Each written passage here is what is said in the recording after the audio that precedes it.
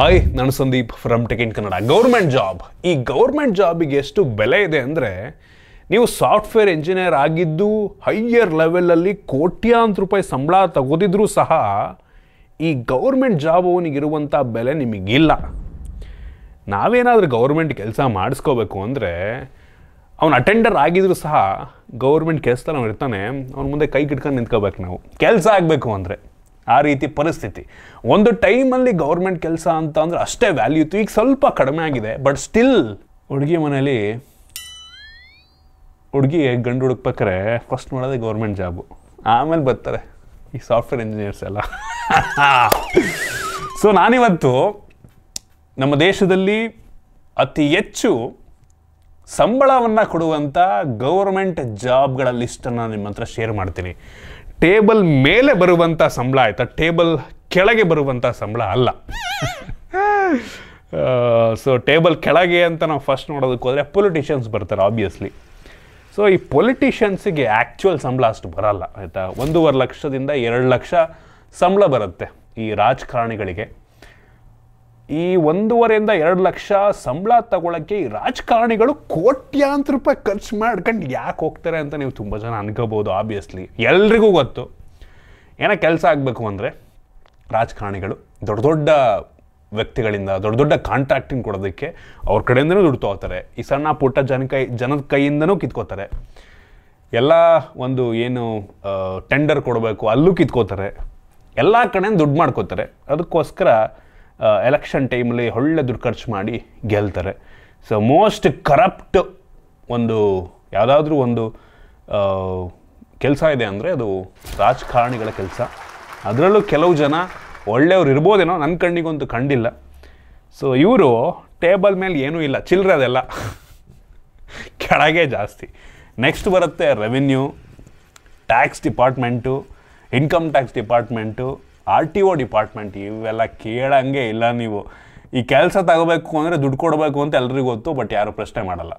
ಬೇಜಾನ್ ದುಡ್ಡು ಟೇಬಲ್ ಮೇಲಿಂದ ಚಿಲ್ಲರೆ, ಇವರಿಗೆಲ್ಲ ಚಿಲ್ಲರೆ ಕೆಳಗಡೆ ಬರುತ್ತಲ್ಲ ಅದು ಬಿಡಿ. ಯಾಕೆ ಈ ರೆವಿನ್ಯೂ ಡಿಪಾರ್ಟ್ಮೆಂಟು, RTO ಡಿಪಾರ್ಟ್ಮೆಂಟಲ್ಲಂತೂ ಬೇಜಾನ್ ದುಡ್ಡು. ಪ್ರತಿಯೊಂದಕ್ಕೂ ಲಂಚ ಲಂಚ ಲಂಚ ಲಂಚ. ಎಲ್ರಿಗೂ ಗೊತ್ತು, ಎಲ್ಲ ಜನರಿಗೂ ಗೊತ್ತು ಲಂಚ ಕೊಡಬೇಕು ಅಂತ, ಬಟ್ ಯಾವನು ತಲೆ ಕೆಡಿಸ್ಕೊಳ್ಳಲ್ಲ. ನಂತರ ಪೊಲೀಸು ಮತ್ತು ಲಾ ಎನ್ಫೋರ್ಸ್ಮೆಂಟ್ ಏಜೆನ್ಸಿಗಳು. ಸೊ ಈ ಪೊಲೀಸು ಅದು ಇವು ಬರ್ತಾವೆ ನೋಡಿ, ED ಅಂತ ಇವು ಏನೋ ಬರ್ತಾವೆ ಆಯಿತಾ. ಪೊಲೀಸ್ ಬಿಟ್ಬಿಟ್ಟು ಈ ಅದರಲ್ಲಿ ಮುಂಚೆ CID ಅಂತ ಏನೋ ಇದ್ವು ಆಯಿತಾ, ಈ ಏಜೆನ್ಸಿಗಳೆಲ್ಲ ಇದ್ವು. ಬಟ್ CID ಇಲ್ಲ, ಅದನ್ನು ಬೇರೆ ಹೆಸರಿಗೇನೋ ಇದು ಮಾಡಿದ್ದಾರೆ. ಸೊ ಇವರು ಕೂಡ ಅಷ್ಟೇ, ಮೇಲ್ಗಡೆ ಸಂಬಳ ಕಡಿಮೆ ಇರುತ್ತೆ, ಬಟ್ ಕೆಳಗಡೆ ಹೆವಿ ನಡೆಯುತ್ತೆ, ಬಟ್ ನಮಗೆ ಗೊತ್ತಾಗಲ್ಲ ಅಷ್ಟೇ. ನಂತರ ಹೆಲ್ತ್ ಕೇರ್ ಮತ್ತು ಮೆಡಿಕಲ್ ಡಿಪಾರ್ಟ್ಮೆಂಟ್, ಇದೊಂದು ಸ್ಕ್ಯಾಮ್ ಆಯಿತಾ, ಮಾಫಿಯಾನೇ ಇದೆ ಇದ್ರ ಕೆಳಗಡೆ, ಬಟ್ ಇದು ಕೂಡ ನಮಗೆ ಗೊತ್ತಾಗಲ್ಲ ಅಷ್ಟೇ. ಸೊ ಈ ಎಲ್ಲ ಏನು ಸ್ಟಾರ್ಟಿಂಗ್ ನಾನು ಹೇಳಿದೆ, ಇವೆಲ್ಲ ಸಂಬಳಕ್ಕಿಂತ ಗಿಂಬಳ ಜಾಸ್ತಿ. ಎಲ್ಲ ಕಡೆನೂ ಇದೆ ಗುರು, ಎಲ್ಲ ಕಡೆನೂ ಇದೆ. ಎಲ್ಲ ಒಂದು ನೀವು ಗೌರ್ಮೆಂಟ್ ಯಾವುದೇ ಗೌರ್ಮೆಂಟ್ ಜಾಬ್ ತಗೋ, ಎಲ್ಲ ಕಡೆ ಒಂದಲ್ಲ ಒಂದು ರೀತಿಯಲ್ಲಿ ದುಡ್ಡು ಮಾಡ್ತಿರ್ತಾರೆ, ಬಟ್ ನಮಗೆ ಗೊತ್ತಾಗಲ್ಲ ಅಷ್ಟೇ. ಸೊ ಆ್ಯಕ್ಚುಲಾಗಿ ಬರ್ತೀನಿ, ನಮ್ಮ ದೇಶದಲ್ಲಿ ಹೈಯೆಸ್ಟು ಸ್ಯಾಲ್ರಿಯನ್ನು ಪಡ್ಕೊಳ್ಳುವಂಥ ಜಾಬ್ ಯಾವುದು ಅಂತ ನೋಡೋದಕ್ಕೆ ಹೋದರೆ, ಈ ಇಂಡಿಯನ್ ಸಿವಿಲ್ ಸರ್ವೀಸ್ ಎಕ್ಸಾಮ್ ಏನು ಬರೀತಾರೆ, ಸೊ UPSC ಎಕ್ಸಾಮ್ ಬರೀತಾರಲ್ವಾ, ಸೊ ಅದರಲ್ಲಿ IAS IPS ಅದೇ ರೀತಿ ಸುಮಾರು ಒಂದು 22 ಪೋಸ್ಟ್ಗಳು ಬರ್ತವೆ ಈ UPSC ಎಕ್ಸಾಮ್ನ ಅಂಡರು. ಸೊ ಅದರಲ್ಲಿ ಹೈಯೆಸ್ಟ್ ಪವರ್ ಇರೋದು IAS ಮತ್ತು IPSಗೆ ಆಯಿತಾ. IAS ಹೆವಿ, ಫುಲ್ಲು DC ಆಗಿಬಿಡ್ಬೋದಲ್ಲ, ಫುಲ್ ಕಂಟ್ರೋಲ್, ಒಂದು ಡಿಸ್ಟ್ರಿಕ್ಟ್ ಫುಲ್ ಕಂಟ್ರೋಲ್ ಇರುತ್ತೆ. ಸೊ IAS ಫಸ್ಟು, ನಂತರ IPS ಬರುತ್ತೆ mostly. So IPS police service, ಇದರಲ್ಲೂ ಕೂಡ ತುಂಬ ಪವರ್ ಇರುತ್ತೆ. ಇವರು ಕೂಡ ದುಡ್ಡು ಮಾಡ್ತಾರೆ ಆಯಿತಾ ಒಳಗಡೆ, ಬಟ್ ನಮಗೆ ಗೊತ್ತಾಗಲ್ಲ. ಒಳಗಡೆ ಮಾಡ್ತಾರೆ, ಬಟ್ ಕೆಲವು ಜನ ಹಾನೆಸ್ಟ್ ಆಫೀಸರ್ಸ್ಗಳು ಕೂಡ ಇರ್ತಾರೆ. ಬಟ್ ಹೇಳಿದ್ನಲ್ಲ, ಕರಪ್ಷನ್ ಎಲ್ಲ ಕಡೆನೂ ಇದೆ. ಸೊ ಇವ್ರಿಗೆ ಆ್ಯಕ್ಚುಲಿ ಹೈಯೆಸ್ಟ್ ಅಂತ ಅಂದರೆ ಅವ್ರ ಪೊಸಿಷನ್ ಮೇಲೆ ಡಿಪೆಂಡ್ ಆಗುತ್ತೆ, ಎಷ್ಟು ಎಕ್ಸ್ಪೀರಿಯನ್ಸ್ ಅದ್ರ ಮೇಲೆ ಡಿಪೆಂಡ್ ಆಗುತ್ತೆ. ಹೈಯೆಸ್ಟ್ ಅಂದರೆ ಅವ್ರಿಗೆ 2.5 ಲಕ್ಷ ತನಕ ಕೂಡ ಸ್ಯಾಲ್ರಿ ಹೋಗುತ್ತೆ IAS IPSಗಳಿಗೆ.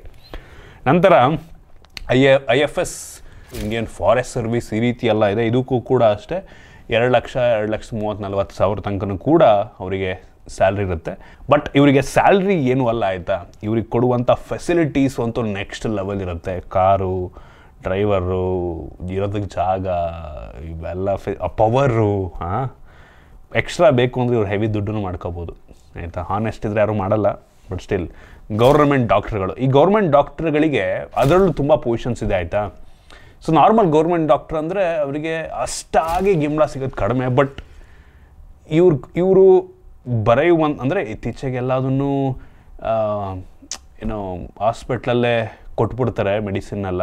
ಬಟ್ ಇವ್ರು ಕೊಡುವಂಥ ಮೆಡಿಸಿನಲ್ಲೂ ಕೂಡ ಇವ್ರಿಗೆ ಬರಬಹುದು. ಮತ್ತು ಆ ಗೌರ್ಮೆಂಟ್ ಹಾಸ್ಪಿಟಲ್ನಲ್ಲಿ ಏನಾದರೂ ಚಿಕಿತ್ಸೆ ಆಗಲಿಲ್ಲ ಅಂದರೆ ಕೆಲವೊಂದು ಕಡೆ ಬೇರೆ ಕಡೆ ಬರ್ಕೊಡ್ತಾರೆ, ಅಲ್ಲೂ ಕೂಡ ಆಗ್ಬೋದು. ತುಂಬ ವೆರೈಟೀಸ್ ಇದೆ ನಾನು ಕೇಳಿರೋ ಪ್ರಕಾರ, ರಿಸರ್ಚ್ ಮಾಡಿರೋ ಪ್ರಕಾರ. ನಂತರ ಡಿಫೆನ್ಸ್ ಸರ್ವೀಸು, ಈ ಡಿಫೆನ್ಸ್ ಸರ್ವೀಸ್ನಲ್ಲಿ ಈ ಆರ್ಮಿ ಲೆವೆಲ್ನಲ್ಲಿ ಯಾವುದು ಕರಪ್ಷನ್ ನಡೆಯಲ್ಲ ಆಯಿತಾ. ಆರ್ಮಿ ಲೆವೆಲ್ನಲ್ಲಿ ಯಾವುದು ಕರಪ್ಷನ್ ನಡೆಯಲ್ಲ. ನಾವು ತುಂಬ ಜನ ಅನ್ಕೋತೀವಿ ಆರ್ಮಿಯಲ್ಲಿ ಸಂಬಳ ಕಡಿಮೆ ಅಂತ, ಆ ರೀತಿ ಅಲ್ಲ ಆಯಿತಾ. ಆರ್ಮಿನಲ್ಲೂ ಕೂಡ ಹೈಯರ್ ಲೆವೆಲ್ನಲ್ಲಿ 2.5 ಲಕ್ಷ ತನಕ ಕೂಡ ಸಂಬಳವನ್ನು ಪಡ್ಕೋತಾರೆ. ಸೈನಿಕ ಏನಿರ್ತಾರೆ ಅವರಿಗೆ ಸ್ಟಾರ್ಟಿಂಗ್ ಒಂದು 30-35 ಸಾವಿರದಿಂದ ಅವರು ರಿಟೈರ್ ಆಗೋ ಅಷ್ಟಾಗಿ ಈಗ ಸದ್ಯಕ್ಕೆ ಒಂದು ಹತ್ತಿರ 1 ಲಕ್ಷ 1.5 ಲಕ್ಷ ತನಕ ಕೂಡ ಅವರಿಗೆ ಸಂಬಳ ಬರ್ಬೋದು. ಆ್ಯಕ್ಚುಲಿ ಆರ್ಮಿಯಲ್ಲಿ ಸ್ಯಾಲ್ರಿ ತುಂಬ ಚೆನ್ನಾಗಿದೆ ಆಯಿತಾ. ಈ ಕರಪ್ಷನ್ ಎಲ್ಲಿ ನಡೆಯುತ್ತೆ ಅಂದರೆ ಪ್ರಕ್ಯೂರ್ಮೆಂಟ್, ಈ ವೆಪನ್ಗಳು ಈಗ ಬೇರೆ ದೇಶದಿಂದ ಎಲ್ಲ ಈ ಜೆಟ್ಗಳು ಅದು ಇದೆಲ್ಲ ಪರ್ಚೇಸ್ ಮಾಡ್ತಾರಲ್ವ, ಈ ರಾಜಕಾರಣಿಗಳು ಮಾಡ್ತಾರಲ್ವ, ಆ ಒಂದು ಇದ್ರಲ್ಲಿ ಕರಪ್ಷನ್ ನಡೆಯುತ್ತೆ ಹೊರತು ಡಿಫೆನ್ಸ್ ಒಳಗಡೆ ನಡೆಯಲ್ಲ ಆಯಿತಾ. ಸೊ ಈ ಪರ್ಚೇಸಿಂಗ್ ಲೆವೆಲಲ್ಲಿ ನಡೆಯುತ್ತೆ, ಅದನ್ನು ಗೌರ್ಮೆಂಟ್ನವ್ರು ಮಾಡೋದು, ಈ ಆರ್ಮಿ ಅಂಡರ್ ಬರಲ್ಲ, ಅದು ಅವ್ರ ಕಂಟ್ರೋಲ್ ಇರಲ್ಲ.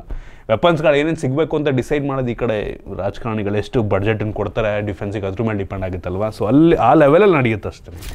ನಂತರ ಜಡ್ಜಸ್ ಮತ್ತು ಸುಪ್ರೀಂ ಕೋರ್ಟ್ ಇರುವಂಥ ಅಲ್ಲಿ ವರ್ಕರ್ಸ್ಗಳು, ನನಗೆ ಗೊತ್ತಿಲ್ಲ ಈ ಜಡ್ಜ್ ಲೆವೆಲ್ನಲ್ಲೂ ಕೂಡ ಕರಪ್ಷನ್ ನಡೆಯುತ್ತಾ ಅಂತ.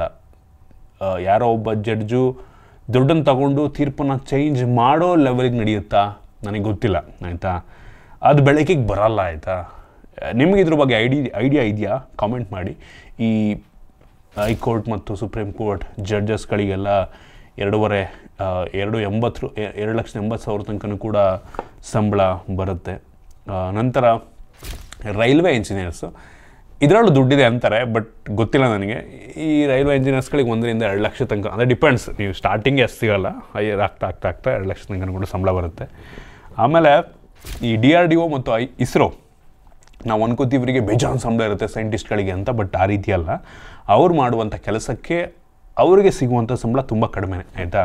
ಈ DRDO ಮತ್ತು ಇಸ್ರೋದಲ್ಲಿ ಇಲ್ಲಿರುವಂಥ ಸೈಂಟಿಸ್ಟ್ಗಳು ಎಕ್ಸ್ಟ್ರಾ ದುಡ್ಡನ್ನು ಮಾಡೋದಕ್ಕಾಗಲ್ಲ ಅಂತ ಅಲ್ಲ, ಆ್ಯಕ್ಚುಲಿ ಮಾಡ್ಬೋದು. ಅಲ್ಲಿರುವಂಥ ಸೈಂಟಿಸ್ಟ್ಗಳು ಮಾಡ್ಬೋದು. ಯಾವ ರೀತಿ ಅಂದರೆ ಕೆಲವೊಂದು ಟೈಮ್ ಪಾರ್ಟ್ಗಳನ್ನು ಹೊರಗಡೆಗೆ ಔಟ್ಸೋರ್ಸ್ ಮಾಡ್ತಾರಲ್ವ, ಸೊ ಆ ಟೈಮಲ್ಲಿ ಸ್ವಲ್ಪ ಡೀಲಿಂಗ್ಸ್ ನಡೆಯುತ್ತೆ, ನಾನು ನೋಡಿದ್ದೀನಿ ಕೆಲವೊಂದು ಕಡೆ. ಸೊ ಈ ಸೈಂಟಿಸ್ಟ್ಗಳು 80,000ದಿಂದ 2,20,000 2,30,000 ತನಕ ಸಂಬಳವನ್ನು ಪಡ್ಕೋತಾರೆ. ಸೊ ಇದೆಲ್ಲ ಓಪನ್ ಆಗಿ ಸಿಗುತ್ತೆ. ನೀವು ಇಸ್ರೋ ವೆಬ್ಸೈಟ್ಗೆ ಹೋದರೆ ಅಲ್ಲಿ RTI ಜಾಗದಲ್ಲಿ ಹೋದರೆ ಎಷ್ಟು ಸಂಬಳ, ಯಾವ ಎಂಪ್ಲಾಯಿಗೆ ಸಂಬಳ ಸಿಗ್ತದೆ ಪ್ರತಿಯೊಂದು ನೋಡ್ಬೋದು. ಸೊ ನಾವು ಅಂದ್ಕೊಂಡಷ್ಟು ಜಾಸ್ತಿ ಇರಲ್ಲ ಸಂಬಳ ಸೈಂಟಿಸ್ಟ್ಗಳಿಗೆ. 2 ಲಕ್ಷ 2.5 ಲಕ್ಷ ಅದೇನು ಕಡಿಮೆ ಅಲ್ಲ, ಬಟ್ ಜಾಸ್ತಿನೇ. ಬಟ್ ಸ್ಟಿಲ್ ಅವ್ರು ಮಾಡುವಂಥ ಕೆಲಸಕ್ಕೆ ಅದು ಕಡಿಮೆನೇ ಆಯಿತಾ. ಅಮೆರಿಕ ಅಂತ ದೇಶದಲ್ಲಿ ಇವರಿಗೆಲ್ಲ ಕೋಟಿಗಟ್ಟಲೆ ಸಂಬಳ ಕೊಡ್ತಾರೆ ವರ್ಷಕ್ಕೆ, ಆ ರೀತಿ. Next PSU, public sector undertaking ಕಂಪ್ನಿಗಳು ಏನಿದಾವೆ ನಮ್ಮ ದೇಶದಲ್ಲಿ, BHEL, BEL. ಸೊ ಇಲ್ಲಿ ಅಷ್ಟೊಂದು ಸಂಬಳ ಇರಲ್ಲ, ಬಟ್ ಒಂದು 21-30 ಹೈಯರ್ ಲೆವೆಲ್ಗೆ ಹೋದರೆ 140 2 ಲಕ್ಷ ತನಕ ಕೂಡ ಸಂಬಳ ಇಲ್ಲೂ ಕೂಡ ಸಿಗುತ್ತೆ. ನಂತರ ಕೊನೆಗೆ ಬರ್ತಾರೆ ಯೂನಿವರ್ಸಿಟಿ ಪ್ರೊಫೆಸರ್ಗಳು, ಟೀಚರ್ಸ್ಗಳು. ಸೊ ಪಾಪದವ್ರು ಇವರು ಆಯಿತಾ. ಇವ್ರಿಗೆ ಒಂದು ಈ ಲೆಕ್ಚರಿಂಗ್ ಪ್ರೊಫೆಸರ್ ಆಗಿರೋ ಟೈಮಲ್ಲಿ ಇವ್ರಿಗೇನು ಎಕ್ಸ್ಟ್ರಾ ದುಡ್ಡು ಸಿಗಲ್ಲ. ಪ್ರೊಫೆಸರ್ಗಳಿಗೆಲ್ಲ 1,40,000ದಿಂದ 2 ಲಕ್ಷ 2.5 ಲಕ್ಷ ತನಕ ಕೂಡ ಸ್ಯಾಲ್ರಿ ಇರುತ್ತೆ. ಪ್ರಿನ್ಸಿಪಲ್ ಲೆವೆಲ್ಗೆ ಏನಾದ್ರು ಹೋದ್ರು ಅಂದರೆ ಸ್ವಲ್ಪ ದುಡ್ಡು ಮಾಡ್ಕೋಬೋದು ಆಯಿತಾ. ಅದು ಬಿಟ್ಟು ಪ್ರೊಫೆಸರ್ ಲೆಕ್ಚರ್ಗಳಾಗಿದ್ದಾರೆ ಅಂದರೆ ಅಷ್ಟೊಂದು ಇದಿಲ್ಲ. ಒಂದು ಸೇಫ್ ಜಾಬು, ಸೇಮ್ ಏನೂ ಲೈಫಲ್ಲಿ ಚೇಂಜಸ್ ಇರಲ್ಲ, ಆ ರೀತಿ ಜಾಬು. ಸೊ ನೋಡಿ, ಹೌದು ಗೌರ್ಮೆಂಟ್ ಜಾಬಿಗೆ ಬೆಲೆ ಇದೆ. ನೀವು ಗೌರ್ಮೆಂಟ್ ಜಾಬ್ ಹೋಗಬೇಕು ಅಂತ ಅಂದ್ಕೊಂಡಿದ್ದೀರಾ ಅಂದರೆ ಆನೆಸ್ಟಾಗಿ ಹೋಗಿ. ಯಾರು ಆನೆಸ್ಟಾಗಿ ದುಡ್ಡು ಮಾಡಬೇಕು ಅಂತ ಗೌರ್ಮೆಂಟ್ ಕೆಲಸಕ್ಕೆ ಹೋಗಲ್ಲ, ಕಷ್ಟಪಡ್ತಾರೆ. ವರ್ಷಾನುಗಟ್ಟಲೆ ಈ UPSC ಎಕ್ಸಾಮ್ಗಳನ್ನು ಟ್ರೈ ಮಾಡ್ತಾರೆ. ವರ್ಷಾನುಗಟ್ಟಲೆ 10 ವರ್ಷ ಮಾಡಿರೋರೆಲ್ಲ ಇದ್ದಾರೆ. ಕೆಲವೊಂದು ಸಲ ಎಕ್ಸಾಮ್ ಟ್ರೈ ಮಾಡ್ತಾನೆ ಇರ್ತಾರೆ. ಅದಕ್ಕೊಂದು ಏಜ್ ಲಿಮಿಟ್ ಇದೆ, ಏಜ್ ಲಿಮಿಟ್ ಕ್ರಾಸ್ ಹಂಗೆ ಮಾಡ್ತಾರೆ. ಆಮೇಲೆ ಅಟೆಂಪ್ಟ್ ಮುಗೀತು, ಮುಗೀತು. ಆಮೇಲೆ ನಾರ್ಮಲ್ ನಮ್ಮದು ಸ್ಟೇಟ್ ಎಕ್ಸಾಮ್ಗಳಿದಾವಲ್ಲ ಅವನ್ನ ಟ್ರೈ ಮಾಡ್ತಾರೆ. ಸೊ ಅಲ್ಲಾಗ್ಬಿಡುತ್ತೆ. ಸೊ ಬಂದ್ಬಿಟ್ಟು ಎಲ್ಲ ಅನ್ನೋಕ್ಕೋಗಲ್ಲ, ಕೆಲವು ಜನ ಕರಪ್ಷನ್ ಮಾಡ್ತಾರೆ, ಏನು ಮಾಡೋಕ್ಕಾಗಲ್ಲ.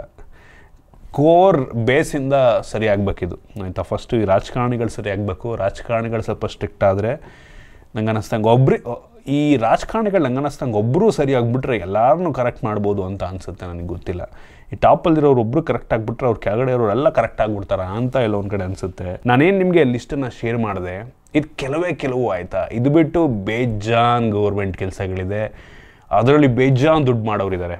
ನಿಮಗೆ ಯಾವುದಾದ್ರೂ ಒಂದು ಪೋಸ್ಟ್ ಗೊತ್ತಿದ್ರೆ, ಈ ಒಂದು ಪೋಸ್ಟಲ್ಲಿ, ಈ ಒಂದು ಕೆಲಸದಲ್ಲಿ, ಈ ಒಂದು ಗೌರ್ಮೆಂಟ್ ಜಾಬಲ್ಲಿ ಬೇಜಾನ್ ದುಡ್ಡು ಮಾಡ್ತಾರೆ, ಟೇಬಲ್ ಮೇಲೆ ಇಷ್ಟು ದುಡ್ಡು ಮಾಡಿದ್ರೆ ಟೇಬಲ್ ಕೆಳಗೆ ಇಷ್ಟು ದುಡ್ಡು ಮಾಡ್ತಾರೆ, ನಿಮಗೇನಾದರೂ ಗೊತ್ತಿದ್ರೆ ಕಾಮೆಂಟ್ ಮಾಡಿ, ಓದ್ತೀನಿ, ಇಂಟ್ರೆಸ್ಟಿಂಗ್ ಆಗಿರುತ್ತೆ. ಒಟ್ಟಿನಲ್ಲಿ ಈ ಗೌರ್ಮೆಂಟ್ ಜಾಬ್ ಮುಂದೆ ಯಾವ ಈ IT ಕಂಪನಿಯಲ್ಲಿ ವರ್ಕ್ ಮಾಡುವಂಥ ಸಾಫ್ಟ್ವೇರ್ ಇಂಜಿನಿಯರೂ ಇಲ್ಲ, ಯಾರೂ ಇಲ್ಲ.